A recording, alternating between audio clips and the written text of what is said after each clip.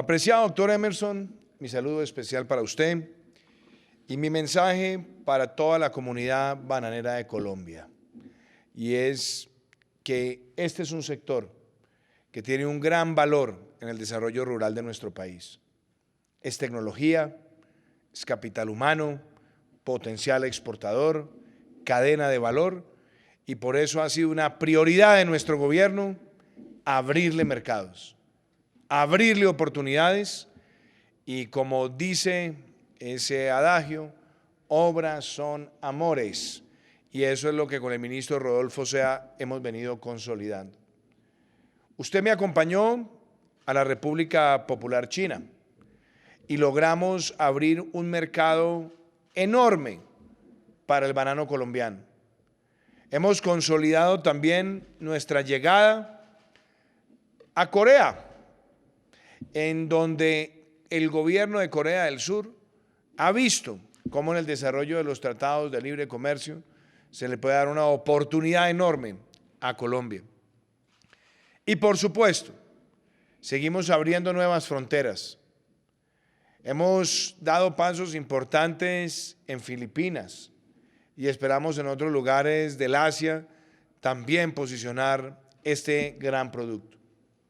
En segunda medida, hemos acompañado al sector enfrentando la más grande crisis fitosanitaria, como fue la aparición del Fusarium R4, y llevamos casi 2 años, día a día, con el gremio, con el ICA, con la doctora Deyanira, con todas las autoridades locales para hacer cercos y evitar que esa enfermedad, que puede durar hasta 40 años en un territorio, no pise el suelo ni de la región productora del Magdalena, ni tampoco de Urabá.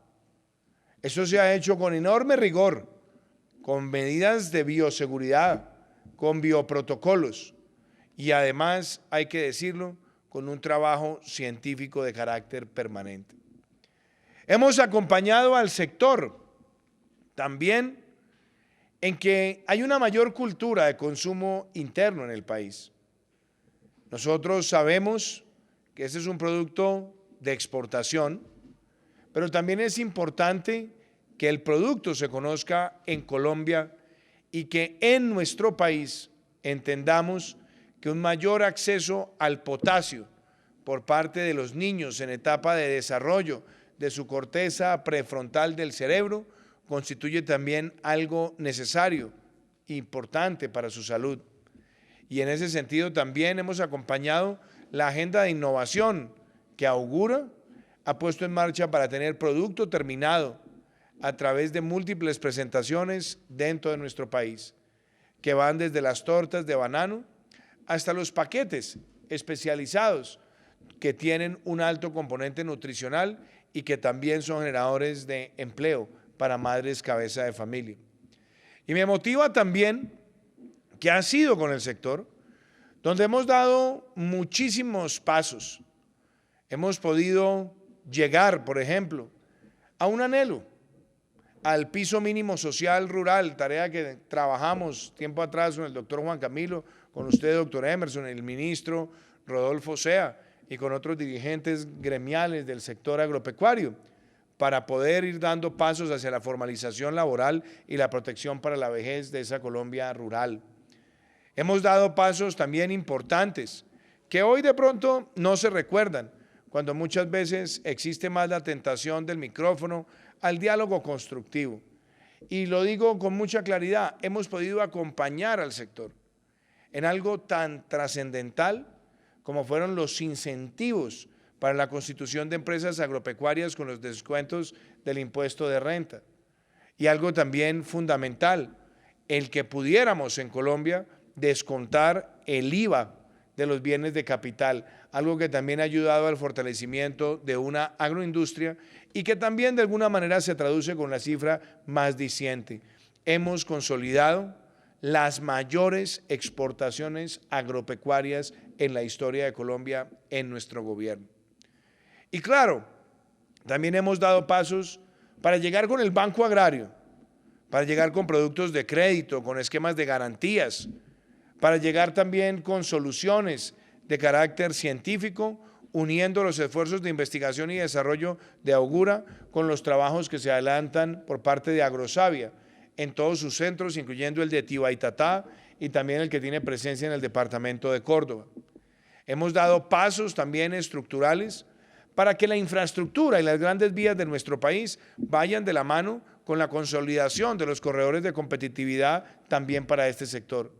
¿Cómo no mencionar, como lo decía también el gobernador Luis Fernando Suárez, el proyecto Mar 1 y el proyecto Mar 2, proyectos que estarán terminados en nuestro gobierno, y adicionalmente el túnel Guillermo Gaviria, que será un espacio también para la competitividad y que se traducirá en el puente más largo de Colombia, para el cual hemos no solamente garantizado sus recursos, sino también los recursos para sus vías de acceso, pensando en la competitividad. Venimos acompañando el proyecto de Puerto Antioquia de manera decidida. Esperamos que resolviendo alguna suerte de dificultad que hemos tenido procedimental, el apoyo de la rama judicial de la mano con las decisiones que deben tomar las agencias gubernamentales nos permita que este proyecto sea esa gran ilusión para que la productividad por hectárea en la región de Urabá también llegue a que la exportación del banano sea cada vez más dinámica y que sea un lugar de carga y descargue para toda suerte de mercancías. Pero dicho eso, también muy importante anotar el esfuerzo en materia de competitividad. Uno de los grandes retos que esperamos dejar estructurados con la Agencia de Desarrollo Rural, y le quiero dejar ese mandato muy claro al señor ministro de Agricultura, es la urgente necesidad de que Urabá, que es una región que estará muy próxima a tener 1 millón de habitantes, pueda tener un distrito de riego doble propósito.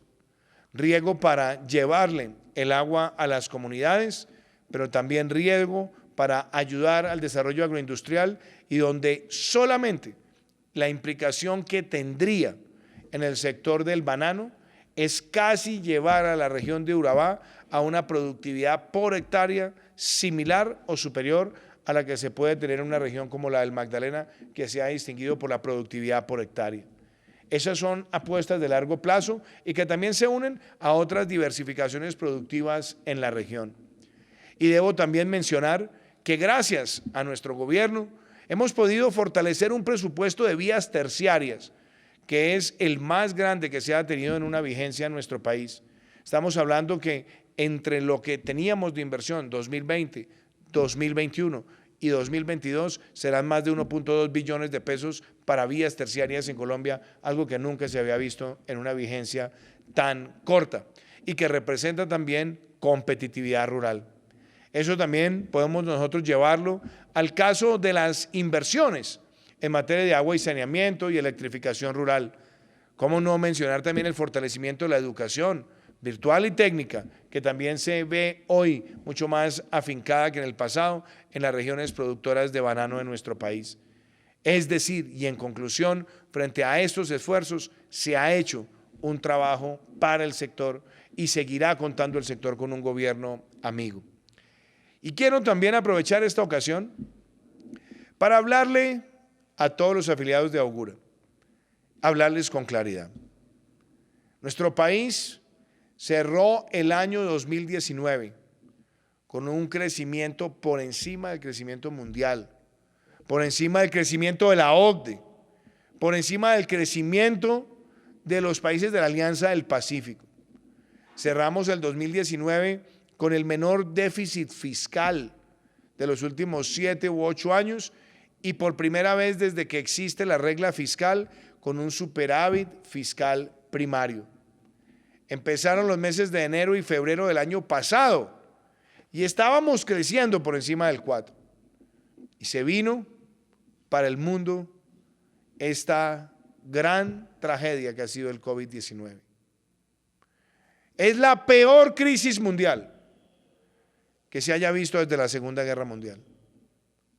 Es adicionalmente una guerra contra un virus, una guerra mundial contra un virus que es de rápida transmisibilidad, donde el 80% de sus portadores son asintomáticos y que le ha traído al mundo ya la pérdida de casi 3 millones de vidas, que le ha traído también al mundo que cerca de 300 30 millones de personas hayan perdido sus puestos de trabajo y que se hayan visto retrocesos severos en materia de pobreza y también de pobreza extrema. Y cuando se vino esta tragedia a investir a Colombia, nosotros como gobierno le hablamos, como le hemos hablado al país siempre, de frente, con sinceridad. Y tuvimos que tomar decisiones drásticas como los aislamientos preventivos obligatorios.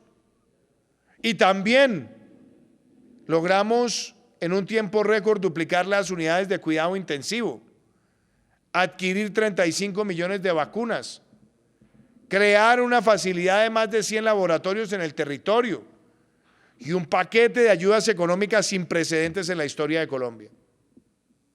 No se nos puede olvidar que en este año el esfuerzo ha sido tan grande que hemos podido llevar transferencias económicas no condicionadas a más de 3.400.000 familias.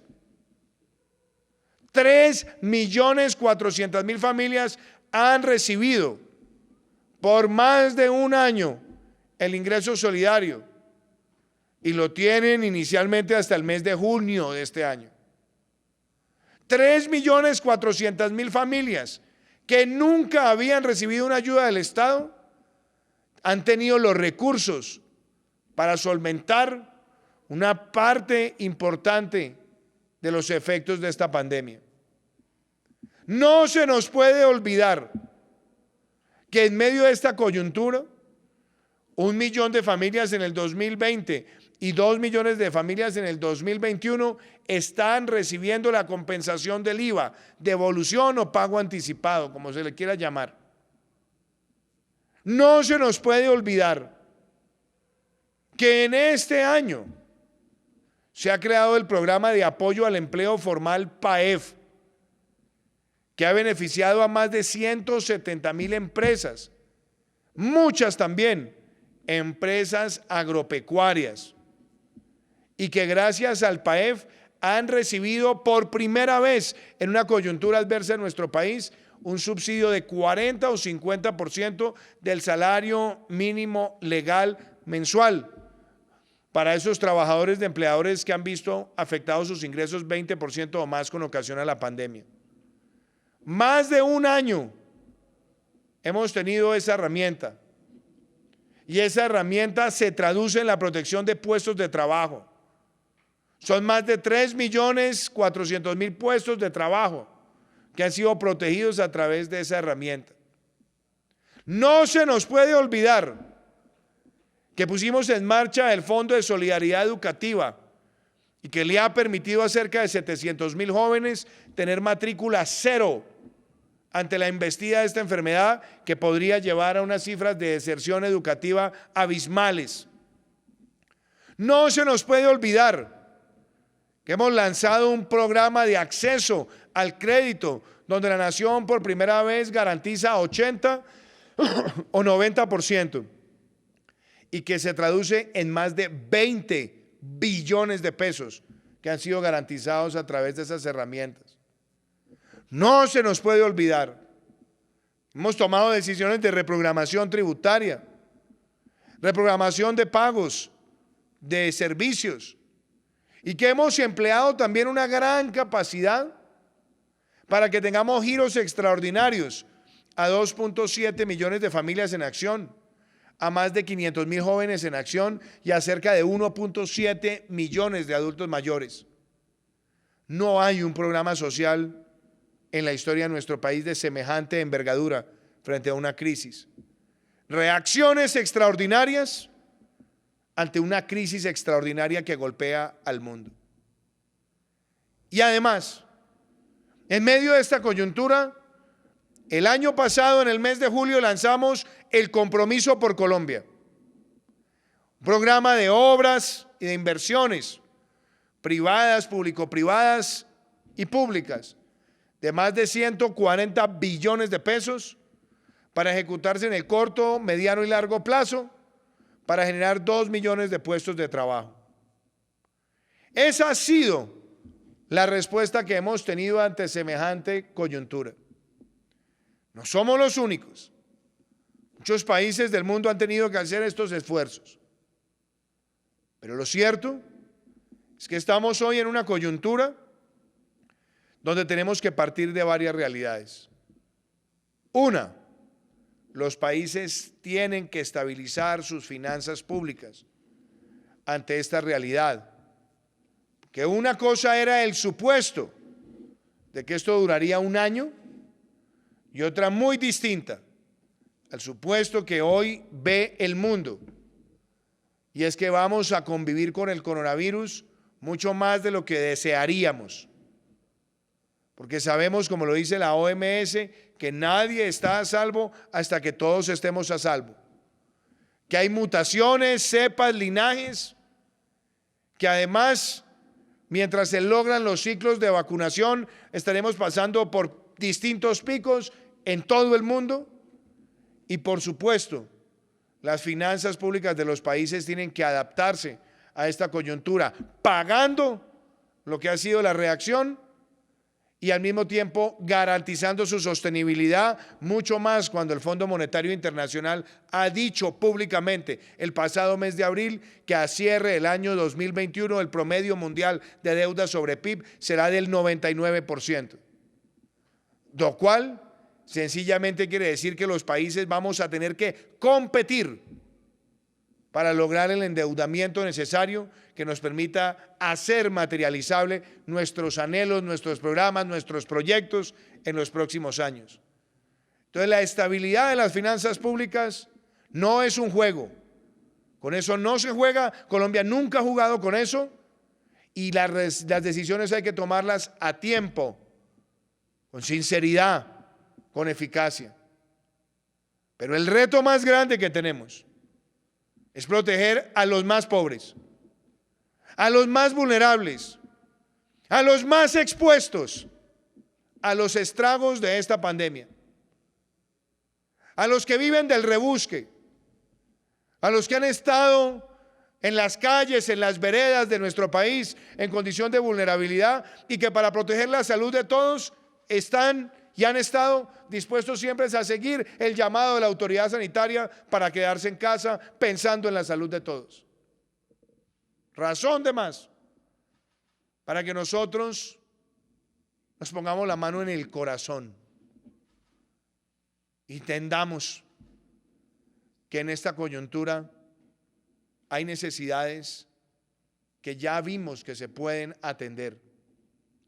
Lo decía el representante del PNUD en Colombia.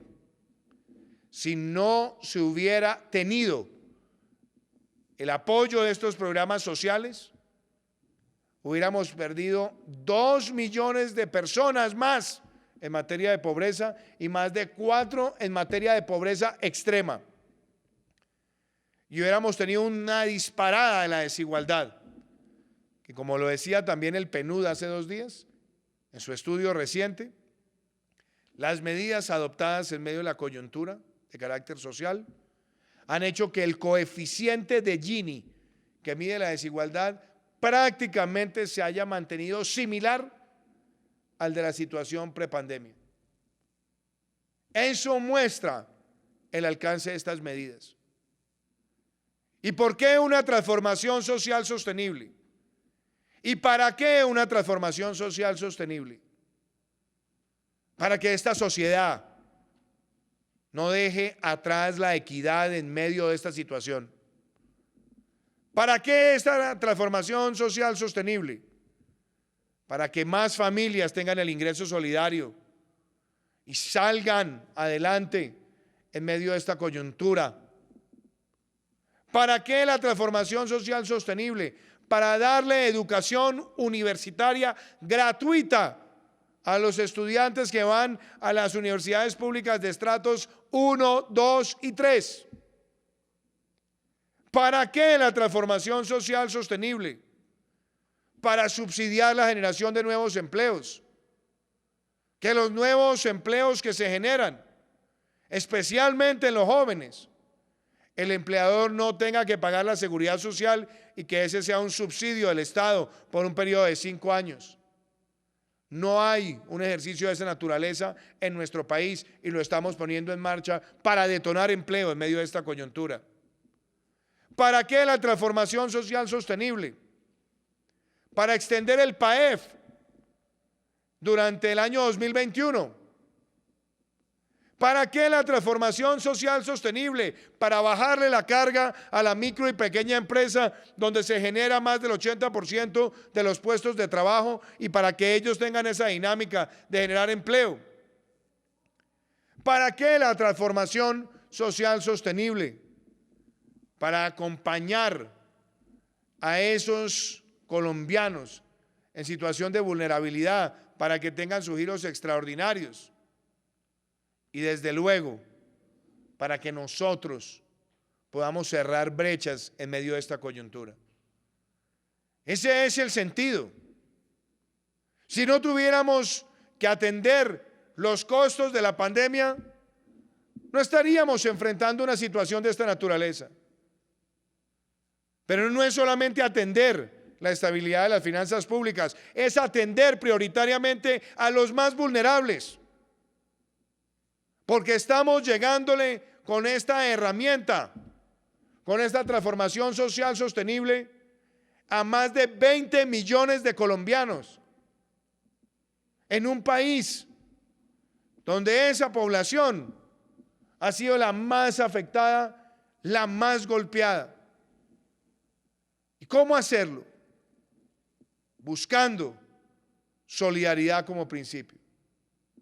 Sin perder competitividad, sin perder la atracción de la inversión y mostrando que nuestro país tiene todo para salir adelante. No crean, no es algo fácil de procesar que en el último año de una administración se presenten estas medidas. No es fácil, pero se presentan por una sencilla razón. Son los demagogos y los populistas los que postergan decisiones para que le caigan a otros y jugando con la realidad de un país. Demorar nuestra responsabilidad se hace más costoso el día de mañana. Demorar la toma de las decisiones y pensar con cálculo político no es la forma en la que yo creo en el ejercicio del Estado. Hoy nosotros hemos dicho que actuamos con responsabilidad, como lo están haciendo también otros países. Estados Unidos, Australia, Brasil. Hemos visto también España, Tailandia, que hoy están abordando esta realidad hoy, porque postergar estas decisiones de proteger a los más pobres y estabilizar las finanzas públicas en un escenario de alta competencia por financiamiento solamente se va a traducir en problemas en el mundo. Y si hacemos un esfuerzo donde quien más tiene, más aporta, manteniendo ese principio de solidaridad, de equidad, de progresividad y austeridad también, porque por eso la transformación social sostenible también dice con claridad que se van a congelar esos gastos de personal y de adquisición de bienes y servicios por 5 años, prorrogables por otros 5. Un esfuerzo que nunca en esas dimensiones se ha adelantado por parte del Estado colombiano. Y que nosotros entendamos que esto no se trata de una confrontación de dialéctica ni de discursos. Que las medidas de carácter fiscal empezarán a ocasionarse en el año 2022 y que los grandes recaudos se sentirán a partir del 2023, cuando yo ya no sea el presidente de la República. Estos no son recaudos para la administración Duque, son recaudos para la nación, para el Estado, para toda una nación, para financiar los proyectos de los que hablaba el señor gobernador, Porque todos los proyectos de infraestructura, de reactivación, también pasan por la estabilidad de las finanzas públicas. Pero con de todos los componentes sociales que ya existen, que ya han probado su eficacia y su alcance, y mejorarlos empieza una vez sea aprobada la transformación social sostenible en el Congreso. Por eso la invitación es a que no miremos esta discusión con prismas microsectoriales, que no veamos esta discusión como una oportunidad para que salgan a florecer todas las capacidades de lobby de los distintos grupos de interés, sino que entendamos que esta es una decisión necesaria por Colombia, donde nosotros partamos de la base que hacerlo nos va a seguir manteniendo esa gran confianza. Y lo veía esta semana, cuando algunas prestigiosas instituciones financieras colombianas salieron a emitir productos de deuda y donde todos los inversionistas también decían: valoramos que Colombia sea un país que está dispuesta a hacer la protección de los más pobres y la estabilización de sus finanzas públicas. Si ponemos eso en riesgo, debemos entender que será más difícil para todos tener la capacidad de financiar los grandes proyectos, la transformación y la generación de empleo, porque los empleos no se generan sin inversión y la inversión no se genera sin capacidad de endeudamiento, y la capacidad de endeudamiento no existe si no hay confianza en la capacidad de pago y en la solvencia que deben tener todos los actores económicos. Por eso Colombia se ha diferenciado siempre bien en el contexto latinoamericano. Por eso Colombia siempre ha sido vista como una nación que aún en las coyunturas más difíciles y aciagas siempre ha hecho las reformas que se requieren.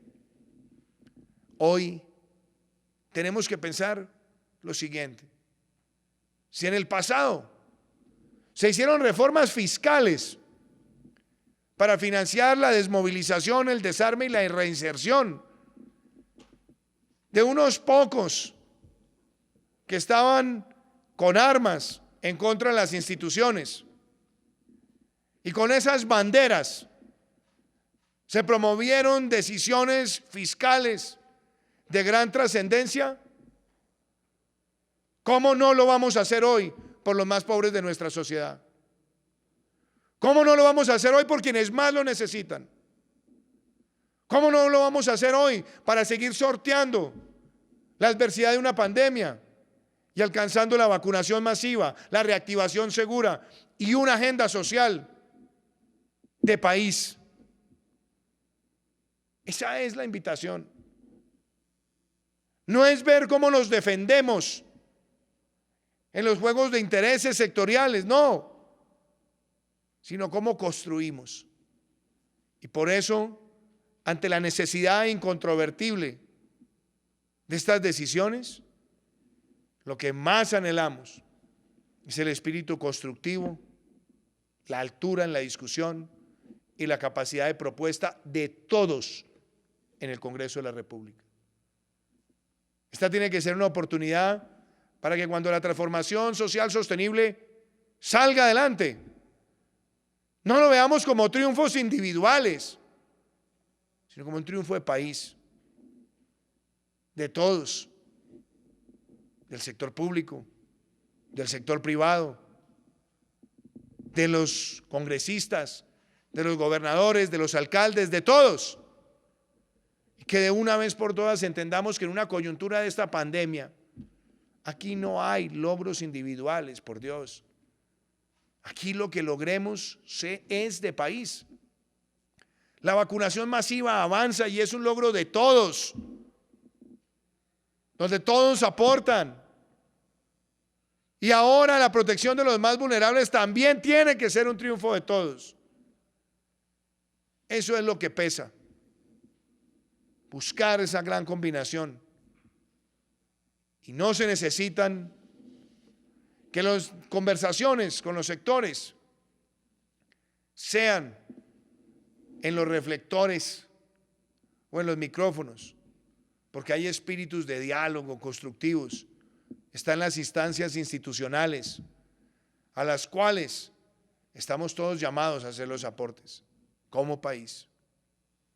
Por eso, una vez más, la invitación es a que entendamos que esta es la transformación social sostenible por los más vulnerables de nuestro país. Yo quiero que todos los colombianos entendamos que cuando hagamos un aporte, quienes más tenemos, quienes más ganamos, estamos ayudando a que este país tenga universidad gratuita para los estratos 1, 2 y 3. Eso significa el mayor logro en equidad en la educación. Que estemos incentivando la contratación de puestos de trabajo donde se subsidia esa seguridad social para poder detonar una agilización del mercado laboral.